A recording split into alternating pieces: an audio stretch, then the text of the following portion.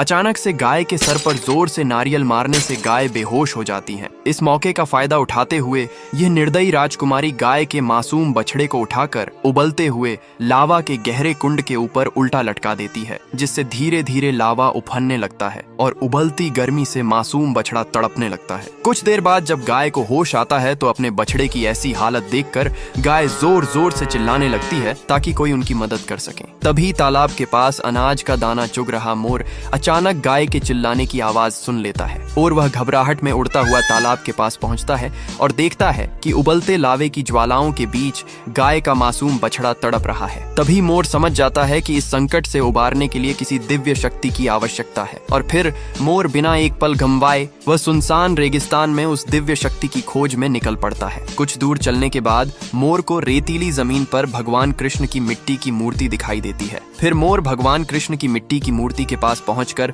शांत भाव से बैठ जाता है और श्रद्धा से कृष्ण नाम का जाप करने लगता है। कुछ समय बाद बांसुरी की मधुर धुन के साथ भगवान कृष्ण प्रकट होते हैं और जब मोर भगवान कृष्ण को सारी बात बताता है तो वे बिना विलंब किए गाय के मासूम बछड़े के पास पहुंच जाते हैं। फिर भगवान कृष्ण सुदर्शन चक्र का आह्वान करते हैं और अगले ही पल सुदर्शन चक्र की दिव्य ऊर्जा लावा के उफनते कुंड को शांत कर देती है और मासूम बछड़े की जान बच जाती है। फिर गाय और उसका बछड़ा खुशी से नाचने लगते हैं, लेकिन फिर भी किसी ने भगवान कृष्ण की इस महान लीला को लायक नहीं किया।